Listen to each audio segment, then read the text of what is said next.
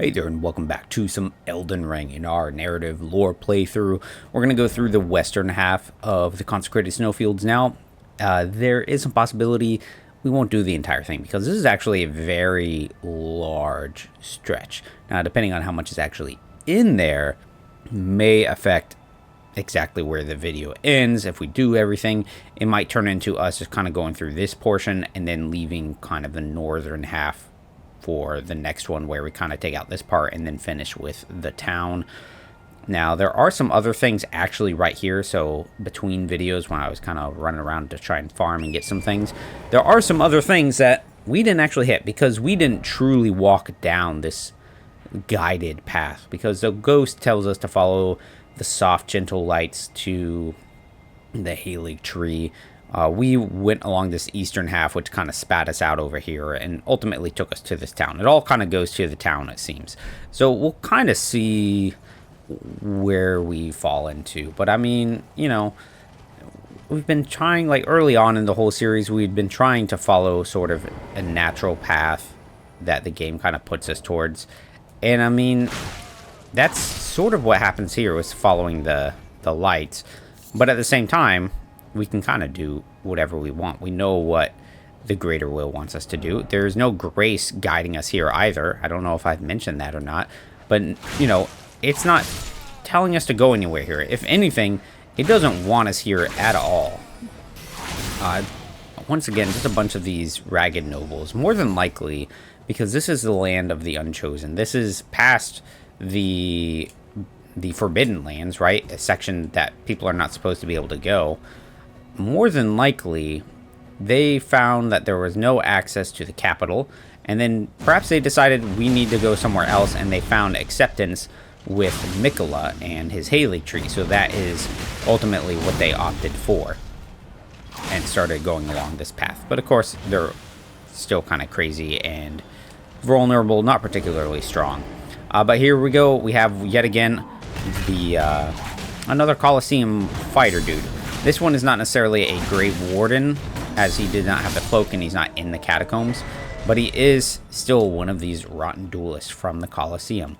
Now, the armor and stuff didn't have anything different to tell us, but, you know, it's very possible that the hammer might have something more for us. I just have to find it. Yeah, there it is.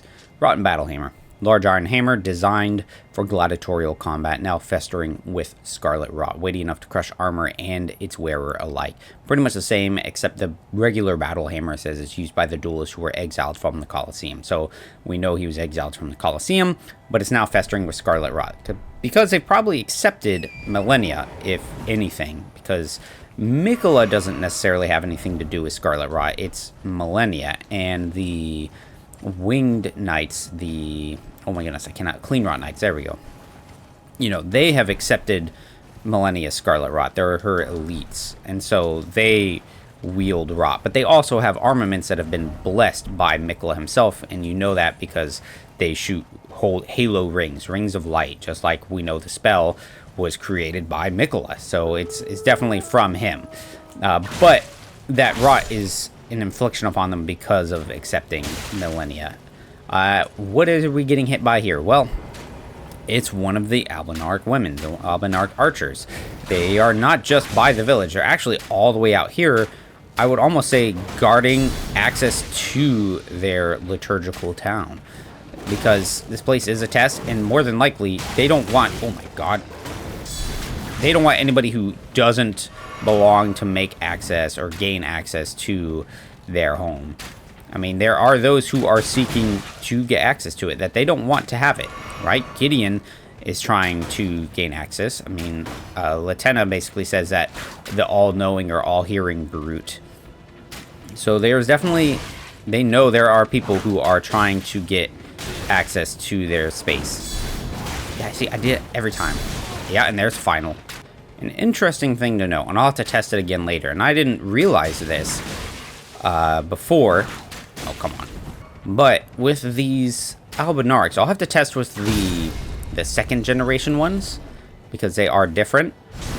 But the female Albinarchs they were immune to poison from what I could see. I was hitting them with all kinds of poison pots and nothing was happening. But they are vulnerable to Scarlet Rot. And vulnerable is maybe not the right word. Just simply they are able to be afflicted by it. Which is very interesting because it's almost as though a simple terrestrial poison is not enough to afflict them. Like it just can't find purchase in their... What is that?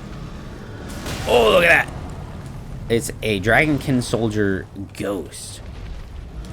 Yeah. So first thing, let's finish that Albinarch thought, right? We can fight it too. Can it be poisoned and bled? No. It's a ghost. But anyways, the Albinarch woman. It's almost like a terrestrial poison can't quite afflict them because they have silver blood, right? Which would kind of make sense. I could see that logic working. And so then the rot being rather supernatural in nature, you know, that makes some sense that it would work because it's something more. I mean, it eats away at the thick iron battle hammer. So yeah, you know, of course it can afflict the silver-blooded individuals. This is a bit of a cliff. Now, these ghosts, who could be doing that? We see similar type summoning actions from some of the Albinarchs in the Mogwin Palace, where they oh god, and now there's lightning balls. Okay, so we see those Albinarchs do, they summon up big skeleton guys, big skeleton ghosts. We also know the boatmen kind of do that as well, the Tibia Mariners. So is it a similar thing to that? Is there somebody out here conjuring them? Now, it is the Nox Dragonkin soldiers. We are not near anywhere like that, except we look right there, there's those lightning balls. Where's the only other place we've seen that? That would be way down under with the Schiefer River. You find it along this riverbed, right? And so now we're up and along here. Now you've got a Dragonkin soldier ghost being conjured up. We have followers singing, right? Ancestral followers. You can hear that in the background. They're singing these lightning balls. And then even these giant old, like looking at these, to me they look like old trees. Basically petrified. I mean, it's kind of like the petrified forest in the US. A very cool place. And this feels reminiscent of that. And so it all kind of makes it feel as though it has some ties to an eternal city in some fashion. But there is nothing under here. The closest one is over this way, right? So is there, like, did they kind of flee and somehow end up over here? Is there some other connection?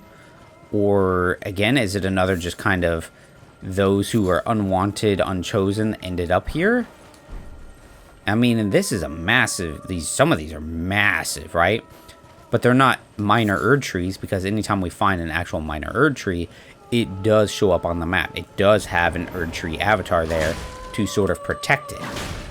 And even the ancestral followers typically, oof, wow, that's so much damage. Even they typically try and maintain some distance, but they do go by the minor Erd trees.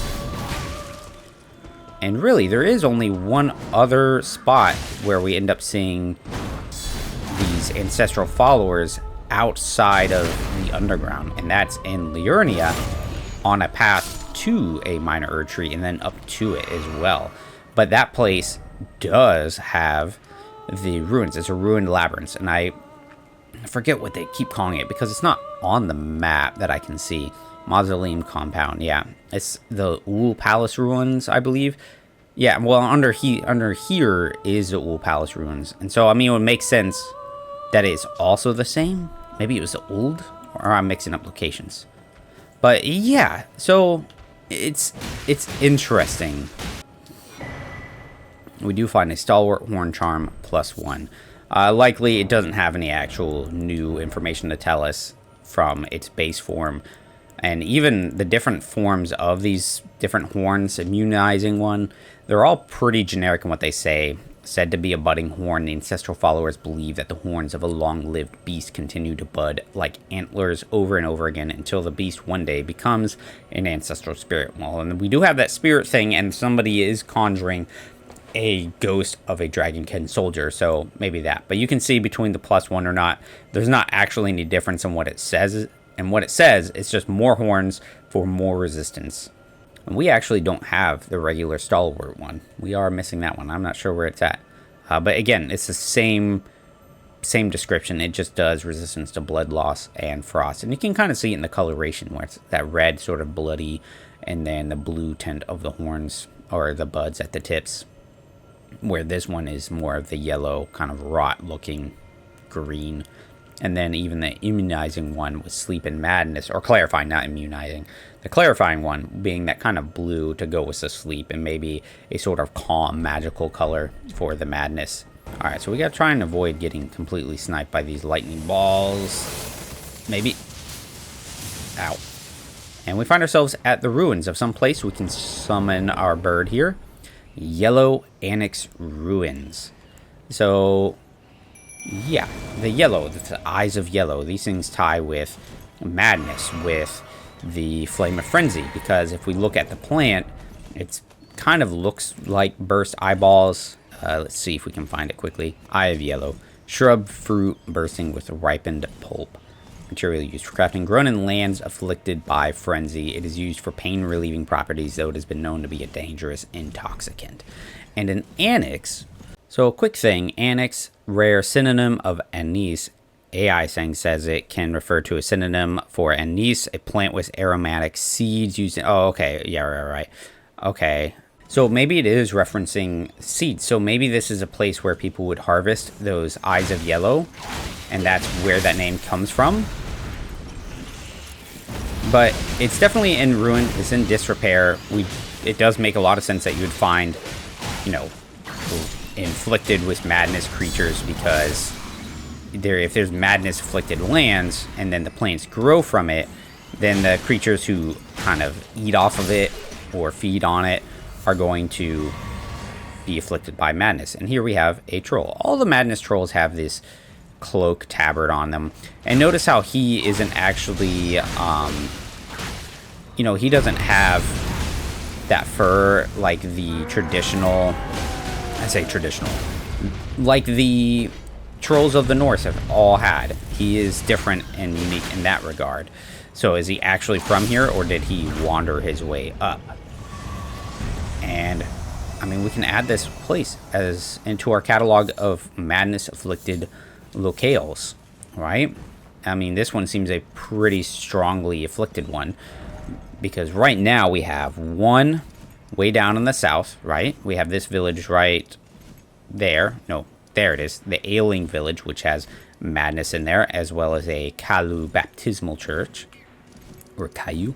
And then we have another up here, Frenzied Flame village, a bit larger, as well as a church of inhibition, where we actually find Vike guarding the body of a finger maiden. Could it have been his? Maybe she was the one that he tried to stop from sacrificing herself to flames, and then she just gave herself up. But we do actually find some madness plants underneath here in the ruins of Nokron or Nokstella. And then, is there any more? Actually, we do find signs of madness along Gelmir, right? The soldiers are mad. We actually find a mad troll outside of Volcano Manor. So, I mean, there is sort of, I would almost say a trail, right? Kind of go, like, this is the weakest, its furthest reach. And then slightly stronger up here.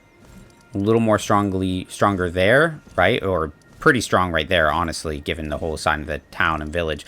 But then on, I mean, frankly, right underneath here is the stronghold of it. So, what is this place? I mean, it seems as though the plant itself is a sort of natural, no, it's, I mean, not naturally, because it grows where madness affliction is. It's not as though it's something that just shares a similar view to it, or a similar appearance to the yellow grapes and stuff like that. So, what, oh lordy, I went rolling the wrong way. There's actually mad sort of villager guy here too. You can see it in his eyes. Yeah, so what is this place? What thing is here outside of simply just madness, right? Trolls. And it is ruins. So maybe,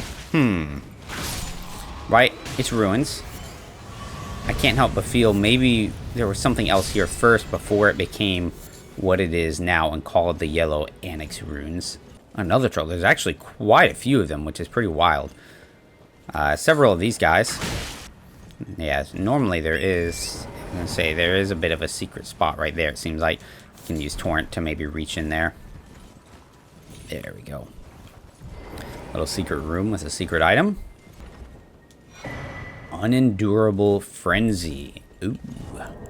Incantation originating from the maddening Three Fingers. It causes the yellow flame of frenzy to violently burst forth from the caster's eyes. Hold to continue channeling the flame. This incantation can be used while in motion. It is a maddening pain and unstoppable tears of those afflicted with the flame of frenzy brought into being. Okay, so I mean this is just regular flame of frenzy. It doesn't really have any actual descriptions for it. The frenzied burst kind of does. In times past, every single person who attempted to control the flame of frenzy succumbed to madness after a desperate internal struggle. So even if we tried to consume it or control it, we would be lost. Howl of Shabriri. Yeah, so yeah, I mean, once these trolls are casting that spell, so they seem to be suffering from, I mean, just unendurable types of pain. Tears. But given as typically eyes kind of burst at some point due to the flame. Oh, he's got the golden grace light on him too. That's kind of funny.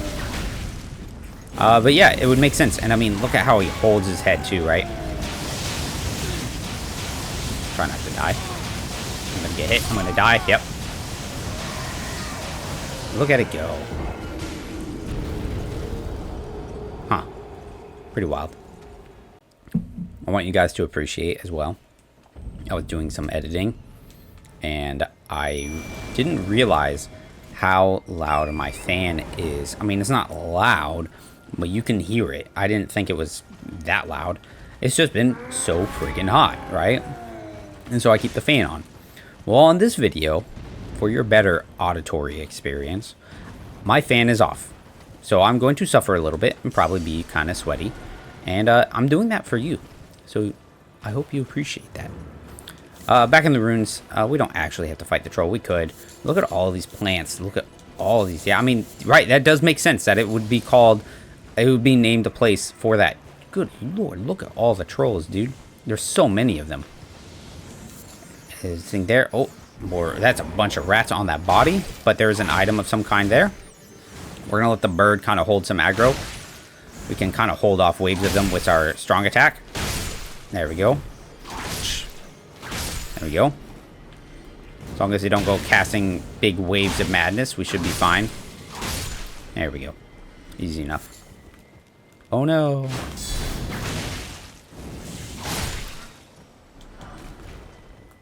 So what is this item going to be? How? A stone sword key. Always convenient. We have a lot. But if you actually really look on the map, you notice right here, just south of these ruins, there's actually a mine. Anytime you see that on the map, it's always a mine. At this point in the game, maybe you have noticed that. I would hope so. But, I mean, hey. Sometimes there's things that are really clear. I mean, right in front of my face should be obvious, and I just completely miss them. What's in this mine, and does it have anything to do with this Yelough Anix place? Not sealed. Open. Yelough Anix tunnel. Okay. I mean, it's a mine. You can, clear as day, that's what it is. So definitely going and trying to dig out various types of the smithing stones of gold. Some of the other ones, the crystal ones, are trying to get glintstone, but I get the feeling it is not like that. So are we gonna find madness stuff down here, or will it be something else? There's actually bodies of miners. All right, there, the stone diggers. And you can tell they're not like the glintstone ones because they have that blue, almost, I don't want to call it corruption, but vaguely consumed by glintstone shards, I'm assuming, from proximity, because that seems to be what happens. And speaking of that, oh, hey, bud. Hey, can you bleed? The whip is pretty good at him because it does actually do blunt damage. Oh, hello. Or strike, as it were. Whole place is super frozen. You can still hear them mining in the background. Or I thought I did. But I had a thought regarding the graven masses, right? Those seed beds of stars that is the nightmare of the Academy. Because anytime you defeat sort of a key character, there's a mechanic. It's game specific, right? Where you get the bell bearing type thing to sell stuff. Here we have a few that I haven't taken to our person yet, right? But you can see you find these things on them, right? And then you can get their items. But when you look at different bell bearings from different characters, they have different properties. You could kind of notice it there on those, where the somber stones, the glovewort ones, had a bit more of a wispy appearance to it, and then some of the others had maybe some kind of blood stain to it, or just different colorations, right? The one that you can get from Thop, after you find his body, his has bits of glintstone, or at least that's how I'm kind of remembering it, right? And the reason I bring that up is because we also have the item we get from Selin when she is transferring bodies and tells us to help her out and do that. And it has glitstone on it, right? I'll pull it up just so I can double check and make sure I'm not just talking crazy stuff, because I don't have it in front of me anymore, obviously, and it's been a while. Okay, so she gives you her primal glintstone. It's a glintstone from within the sorcerer Selin's body. Seemingly half alive, blood vessels are visible within. In essence, a primal glintstone is a sorcerer's soul. If transplanted into a compatible new body after their original body dies, the sorcerer will rise again. So, right, we see how it's almost as though their soul is crystalline in nature. And if you actually zoom in on hers, you can actually see a vague, almost infant-like shape in it, or a fetus. And so that sort of, I want to call it consumption of glintstone, or the glintstone's consumption of their body and even their soul, you know, it is interesting when you think about those graven masses and how even the other masters, like Lusat, their bodies are turning into a sort of organic crystal, or just crystal in general, right? And so with the graven masses, is that sort of the natural appearance that's going to happen when you collect a bunch of them together? Is that the whole combination of all of their primal glintstones, their souls, and it makes that just full crystalled form? We have ourselves an Onyx Lord. Destructive Masters. What does this sword say again? We're double checking all the things, because now I can't keep those two straight in particular. Also, I found a pickaxe off of one of the guys. Not originally designed as a weapon, but very adept at piercing armor. A large pickaxe designed to crack thick bedrock. Little wretches, do you think your armor harder than stone? So you could presume that that's what they're saying to soldiers, I guess. Or maybe us. Okay, I don't have it on me, apparently. I have the alabaster one. Both of the swords, they actually say the same thing, but it's just from a race of people who supposedly sprung to life when a meteor struck the ground. But if you do go and read their spell, meteorite originates from Onyx Lords, who had Skin of Stone and were called Lords in reverential fear of their destructive power. So the Onyx Lords were called Lords because people were afraid of them, right? They were afraid of their destructive potential. It doesn't have that description for the Alabaster ones. Now, they are still called Alabaster Lords, so are they also called Lord because of their destructive capability? Or were they slightly different? Because an Alabaster one gives tutelage to Radon, teaching him all these different gravitational abilities. What do we find? Estelle, Stars of Darkness. So we already fought in Estelle, and I mean, I guess I kind of forgot what his name is when you fight him underneath the Eternal City on Ronnie's questline. Is it Stars of Darkness? Why is there a second one? Or, let me get away from all that. I'm too busy rolling like a madman. Whew. Or is this guy, or is it just sort of a general name you give to all of these star-like beings? Is it just Estelle? Also, again, I do it every time. 2, 3, 4. I always forget too if they can bleed and be poisoned or not. He's poisoned, so that's cool. Whoop. And then there's also a question, why is he here? There is some connection to be made here because they have ties with the Eternal City. Whoop. I knew he was going for the grab. I just thought he was further away. They have ties to the Eternal City. Jesus. And we do find Dragonkin ghosts here. There are some of those lightning ball things. There's ancestral followers. There's a bunch of the things that you do find in the subsurface underground, right? So, was he sent here to destroy something? These are ruins. Did he get sent here and destroyed the ruins? Or, yeah, right? Or what? Like, what does it do here? It feels a bit weird. A bit like an outlier. I should actually use my flask, or, yeah, my physic, and actually try and do all my actual tools to help me with the fight.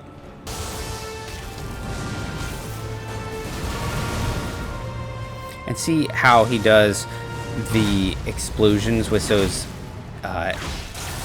his hands and whatnot, and his exploding star clusters like we see with, do me one more hit for that counter. Ooh, he can actually bleed. That's cool.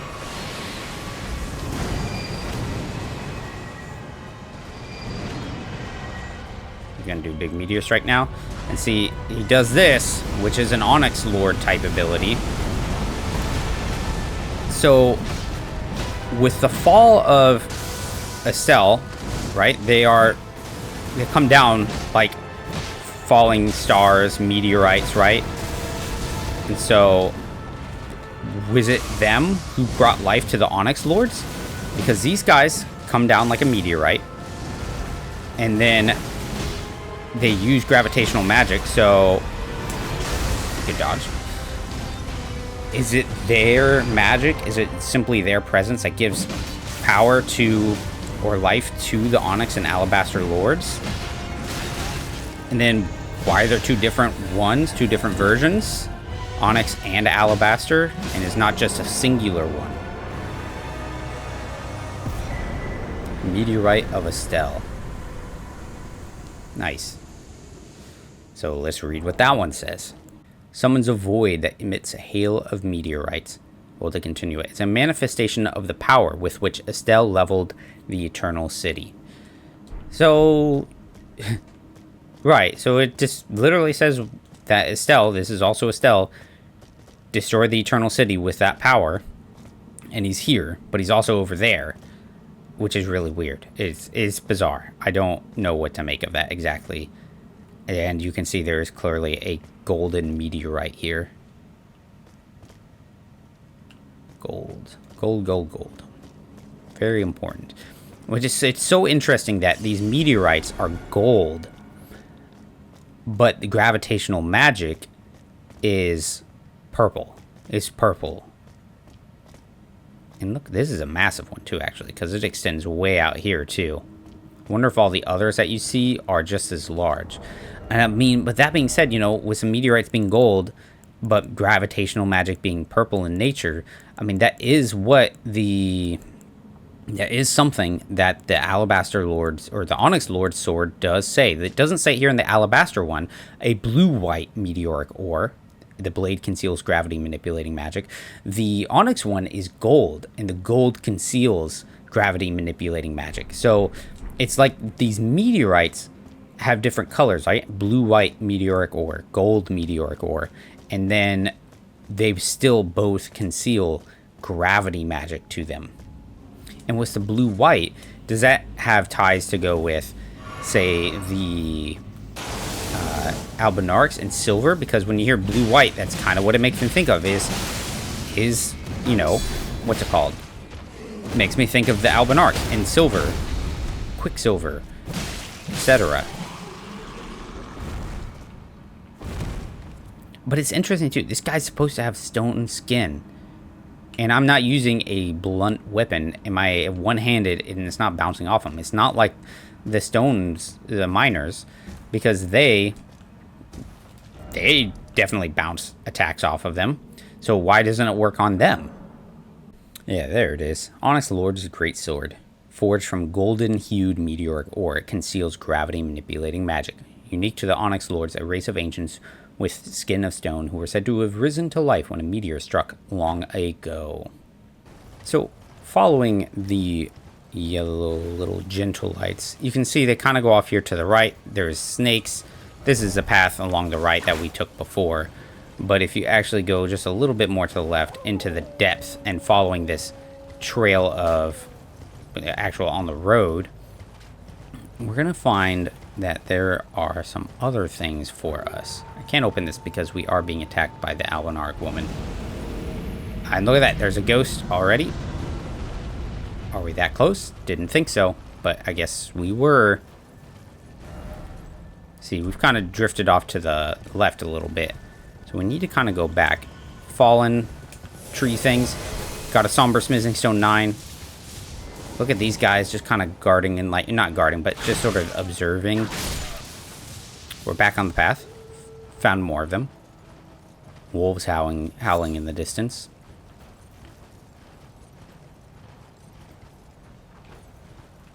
We hear movement. There's our funeral cart.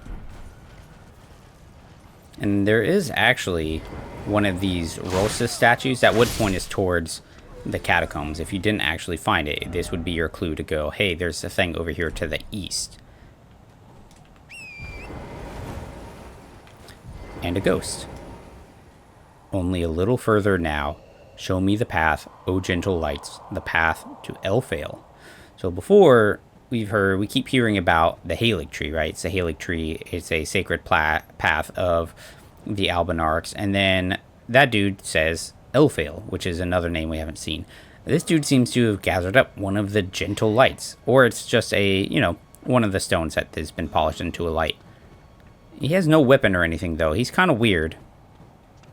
He reminds me of the dude in Dark Souls 2, except he doesn't follow you around. Huh. And it stays. So that could totally throw you off if you just started following him. Look at them. They've got a bunch of them that are just, they're digging out the glowing lights, the little things. That's not really fair and nice. It's going to confuse people. We're here by the tree. It's actually kind of easy to miss because of how the lights are. There's actually one of these little tiny minor illusory Erd tree deals. There's a big group of them here. That dude seems to be buried in the snow. Except he is a giant bear, it looks like. Oh, which is wild. I feel like it's been a long time since we've seen something like that. Get ready for the big grab. Okay, we're going to use that to heal. Look at the fur on this dude. How he has, it's sort of a little more, I'm going to call it furry. Because that's just kind of how it is. It's a little more tuft and long. We've seen that before outside of, can you fight the trolls? That would be really cool. But we've seen that before outside of the well in Caelid, where you had this sort of rot bear. And he didn't really use rot, but he was in the rot land. I always call him a rot bear. But he was pretty rugged as well. And so now we got this dude. Except, is he a dude? Because he was a little guy briefly before he transformed into this thing. And I mean, look how much freaking HP he has. There we go. Defeated him. And what do we get from him? Last time we saw one of these, he turned into a lion. Larval tier. See, another larval tier. So he's just a stray mimic, it seemed like. Because there seemed to be some about here, right? We actually find a stray mimic tier in the hidden paths of the Halig tree in that mausoleum section. So now you have one here who's off pretending to be a little noble guy trapped in the snow. And what a fun little way to try and make you attack him. You walk along and you see a little noble dude trapped in the snow, and his buddy trying to dig him out. And so you're, well, I'll help you out, buddy. I'll put you out of your misery. And then, yeah, he turns into that. A really, really strong bear. There's our other funeral cart where we actually got the flowing sword. Only look what's accompanying it right now. It's Night Riders. So, it's always better to try and do some things at night. Now, why are they here? Well, they have funeral steeds. So, you've got a funeral cart, and now you've got their funeral steed. Owie. Eat that. So now the question is, are we going to be okay fighting two of them? Right now, the other one isn't aggroed.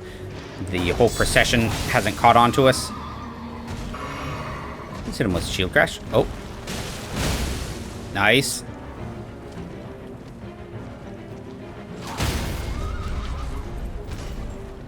And chop with the axe. Nice. One down. He doesn't give us anything. All the other ones have given us stuff. Because what they seem to do is collect things from the fallen champions and stuff.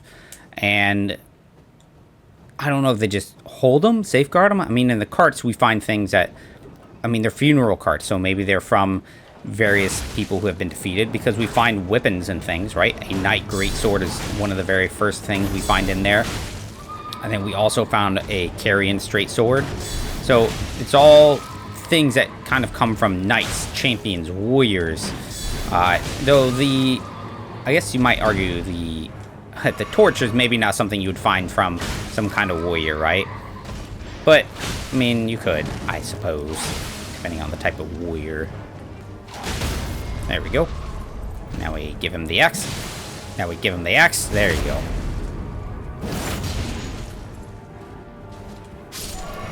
Nice. Enemy felled. And for our trouble, we get Knight Cavalry's armor, as well as an ancient dragon smithing stone. I actually really like their armor, but what does it have to tell us? Pitch black helm with flowing black hair, worn by Knights Cavalry who ride funeral steeds. Why are you bothering me now? Whoa! You can actually see the ruins of the Anix over there. So they're almost guarding... Oops, okay. But see, they only kind of show up there. Even when we were in the ruins, they didn't come out. It was just in that cluster of almost tree-like structures where there were ancestral followers. Pitch black helm with flowing black hair, worn by Knights Cavalry who ride funeral steeds. The Knights Cavalry, who now wander the dim roads of night, were once led by the fell omen and were deliverers of death for great warriors, knights, and champions. So, way early on, when we first fight Morgott, or as we knew him at the time, Margit, he said the hands of night will brook us no quarter, or something along those lines. And so that's what he's talking about. These Knight Riders would go around defeating champions and knights, people who would maybe be contenders for the Elden Lord, and then kind of carry their stuff, right? Because we've gotten Ash of Wars from them, weaponry. Then you have the funeral carts and stuff that have the other things that they've collected from these knights and champions. It's very cool. I mean, look at the ragged black. It's just a cool armor set too. The rest of it doesn't actually have anything different to say. Thinly painted with dried blood. Yeah, that's the only thing that it says differently, is thinly painted with dried blood. Alright, we will call it there. So, we did a tiny bit. If I kept going, I mean, my time right now is already showing about an hour. But if we keep going, we've got this whole stretch of stuff to go, and then this stuff up here. So it's going to be too much. So maybe we'll do this next. But yeah, the Dragonkin soldiers, it really only shows up in this section right here, kind of by these tree things, because we died right there. Oh no, he came from that way, maybe? He came from one of these two clusters, because we do find it in here, so it would make sense he came from here, but that's also where we find ancestral followers. So if we actually kill the singers, does he stop showing up? I gotta test that now. We have to test that real fast. Just keep shield crashing her. It's so cheesy. But she's poisoned now too. There she goes. Budding horn. Okay, so now let's walk back over there and see if those guys get conjured up. Oh, there he is. What if we fight him? Actually takes quite a bit of damage. It's not particularly sturdy, surprisingly. 1, 2, oh. Oh, come on. Oh, there's the other one. There's it again. He disappeared. Is the damage persistent, though? It's gone. So, yeah, the singer definitely wasn't tied to their existence. So, it seems to almost be something else keeping them here. Unless they're literally just ghosts haunting this area. Okay, it does not look as though killing them stops them from showing up, because more continue to appear. So, wonder what the deal is. Why are they here? Why do they keep spawning? Nobody knows. But thanks for joining me, guys. Hope you enjoyed it. And, yeah, until the next one. Take care.